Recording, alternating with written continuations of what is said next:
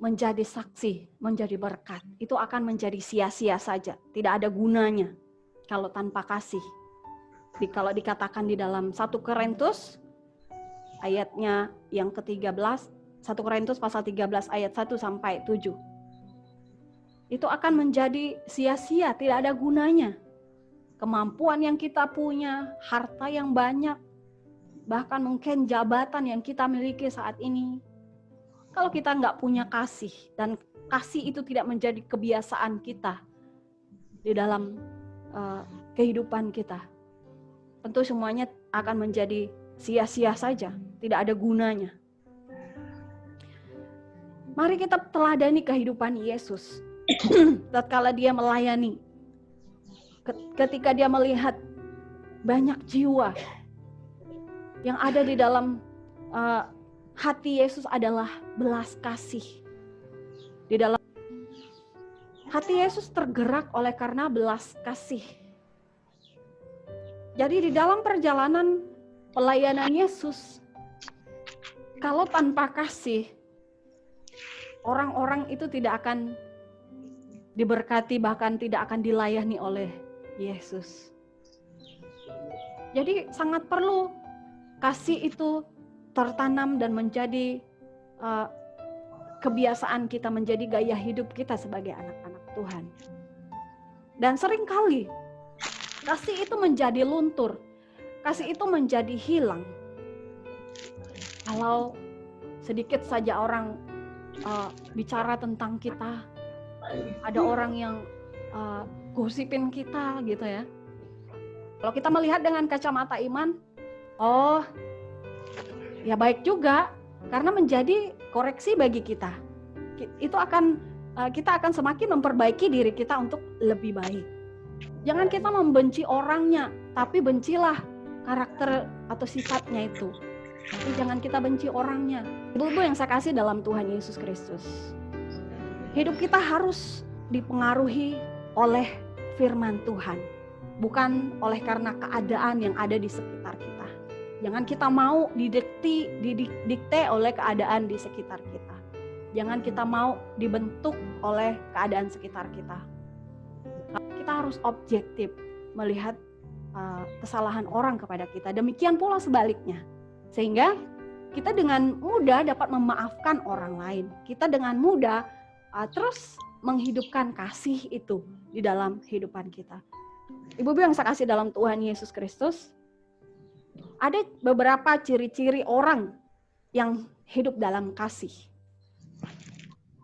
Mari kita membaca di dalam Matius pasal 6 ayat yang ke-14. Matius pasal 6 ayat yang ke-14. Karena jikalau kamu mengampuni kesalahan orang, Bapamu yang di sorga akan mengampuni kamu juga. Lalu kemudian di dalam 2 Korintus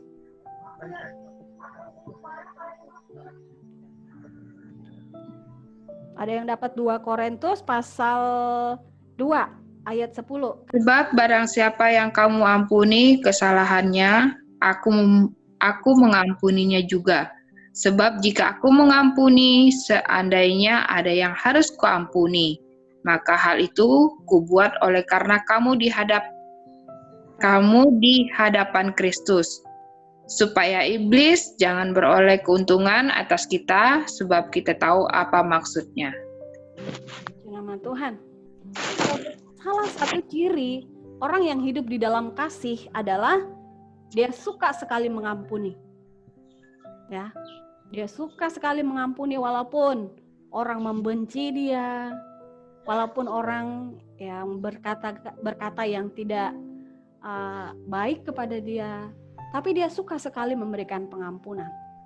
Sebab dia tahu bahwa Allah yang dia sembah adalah Allah yang penuh kasih.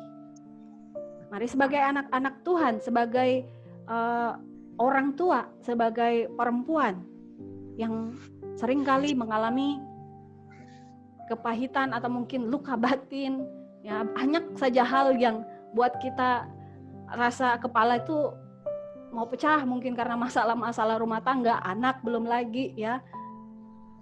Kemudian ada orang yang berkata yang tidak-tidak sehingga membuat kita sudah nggak fokus lagi dengan mata iman kita. Mari senantiasa memberikan pengampunan itu. Berikan pengampunan itu. Kalau itu menjadi kebiasaan kita, maka sangat mudah sekali. Kalau orang sekali lagi melukakan hati kita, kita tetap masih bisa memberikan pengampunan. Kita masih bisa tidur nyenyak. Walaupun orang yang berkata-kata itu menjelekkan kita, kita masih bisa tersenyum, kita masih bisa bersuka cita. Karena kebiasaan kita suka sekali mengampuni. Kita suka mengampuni. Lalu yang kedua, di dalam Roma pasal 12 ayat yang ke-18. Roma pasal 12 ayat yang ke-18. Yang sudah dapat, katakan amin. Amin.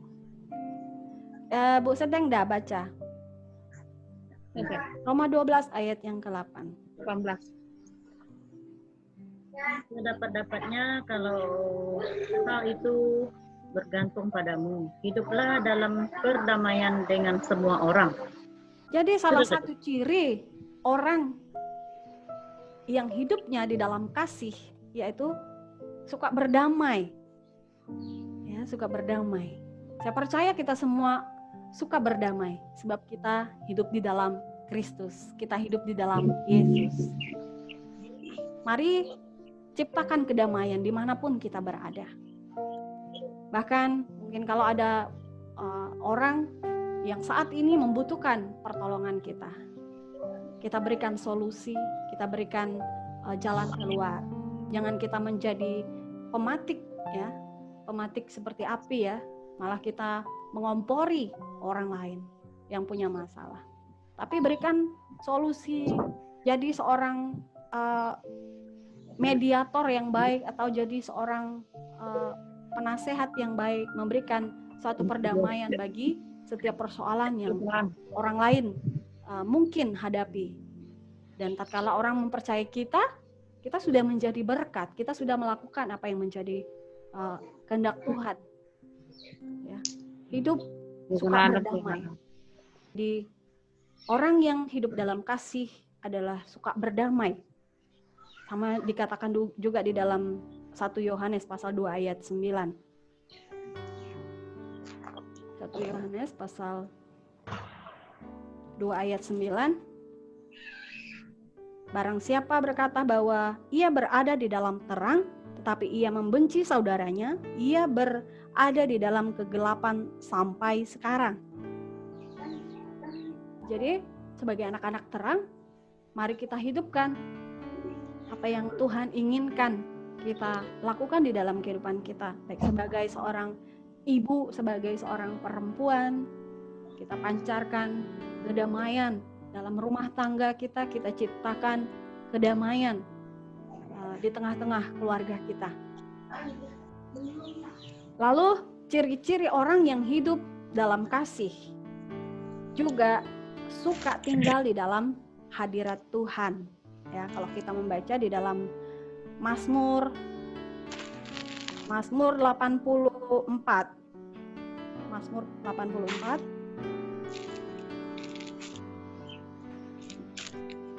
ayatnya yang ke-11. Sebab lebih baik 1 hari di pelataranmu daripada 1000 hari di tempat lain.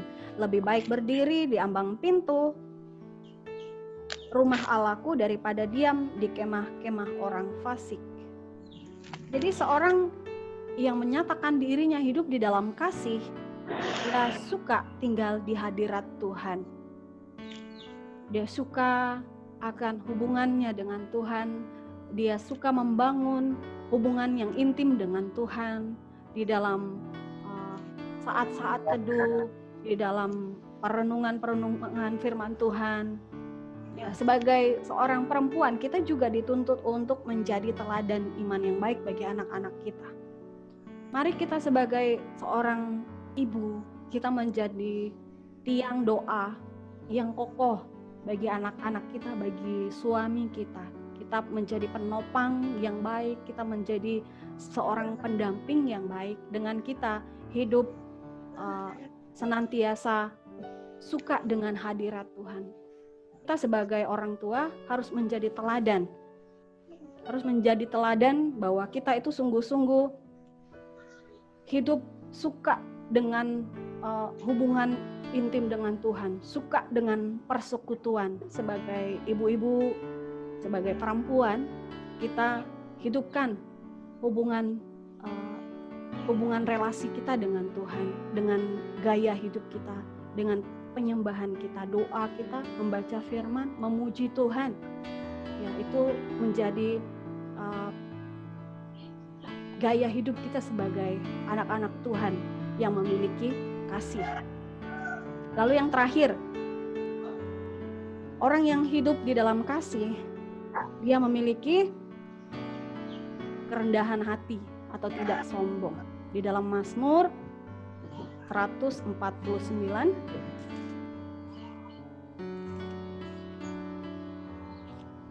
Mazmur 149 ayatnya yang keempat, sebab Tuhan berkenan kepada umat-Nya, Ia memahkotai orang-orang yang rendah hati dengan keselamatan.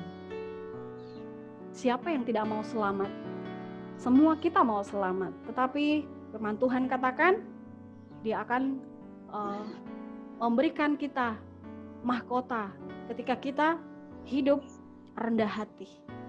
Dia akan memahkotai kita dengan keselamatan yang sejati. Kalau kita hidup rendah hati, tidak sombong dengan apa yang kita miliki saat ini, apapun itu, tentu semuanya itu tidak sebanding dengan apa yang sudah Tuhan beri dalam kehidupan kita. Kaya, miskin, apapun jabatan kita, jangan membuat itu membuat kita sombong. Jangan menjadikan itu sebagai tameng kita, atau kita mengandalkan itu, kita mengeluh-elukan misalnya jabatan kita, harta kita. Jangan kita menyombongkan diri kepada orang lain, tetapi mari kita sebagaimana firman Tuhan, kita terus rendah hati, low profile ya, rendah hati, tidak menyombongkan diri, apa adanya kita kepada Tuhan. Tuhan pasti akan memberkati kita, Tuhan akan memahkotai kita dengan keselamatan yang sejati. Sebagai anak-anak Tuhan, sebagai ibu rumah tangga, sebagai seorang perempuan, mari miliki kerendahan hati di dalam setiap persoalan apapun yang kita alami, di dalam perjalanan rumah tangga kita. Kita harus rendah hati. Sebagaimana firman Tuhan, kita harus tunduk dan taat kepada suami, bahkan demikian sebaliknya. Puji nama Tuhan, biarlah firman Tuhan yang singkat pada sore hari ini menjadi rema bagi setiap kita, dan mari kita terus hidup di dalam kasih, karena kasih itu tidak bisa kita tawar. Kasih itu adalah harga mati yang harus kita implementasi di dalam kehidupan kita sehari-hari. Mari kita berdoa. Bapa yang baik, Allah yang kami sapa dalam nama Tuhan Yesus, hamba berhenti berbicara, namun hamba percaya bahwa Roh Kudus akan terus berbicara dalam hati kami masing-masing, agar kami boleh senantiasa terus hidup di dalam kasih Kristus, sehingga kami dapat menjadi berkat bagi setiap orang yang ada di sekitar kami, bahkan setiap orang yang kami jumpai di luar sana ya Tuhan.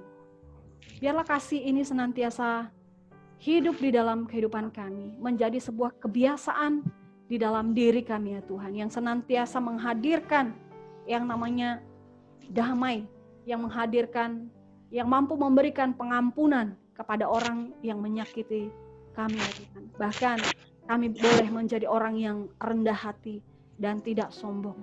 Dan kami boleh senantiasa hidup takut akan Tuhan, dengan senantiasa mengandalkan Tuhan, untuk terus rindu akan hadirat Tuhan, akan persekutuan dengan Tuhan. Terima kasih Tuhan Yesus, terima kasih. Biarlah kami boleh senantiasa mengasihi satu dengan yang lain. Walaupun berat, tapi kami percaya tatkala kami memiliki inisiatif, tatkala kami memiliki niat untuk mau mengampuni, maka Tuhan akan menolong kami. Tuhan akan memampukan kami untuk mengampuni orang yang bersalah kepada kami ya Tuhan. Terima kasih Tuhan Yesus. Hadirkan damai, hadirkan sukacita di dalam rumah tangga kami masing-masing. Biarlah di dalam keluarga kami Tuhan. Biar nama Tuhan saja kami tinggi dan kami agungkan. Dan kami membangun mesbah keluarga di dalam keluarga kami masing-masing ya Tuhan. Terima kasih Bapak di surga, terima kasih buat waktu yang Tuhan boleh izinkan kami lalui bersama. Buat sinyal internet yang Tuhan boleh berkati sehingga kami boleh mengikuti firman Tuhan ini dan mendengarkannya dengan baik. Biarlah firman ini tidak berlalu begitu saja, tetapi menjadi rema di dalam hati kami ya Tuhan. Dan kami lakukan di dalam kehidupan kami masing-masing. Terima kasih Bapak. Ini doa ucapan syukur kami. Dalam nama Tuhan Yesus kami berdoa. Amin.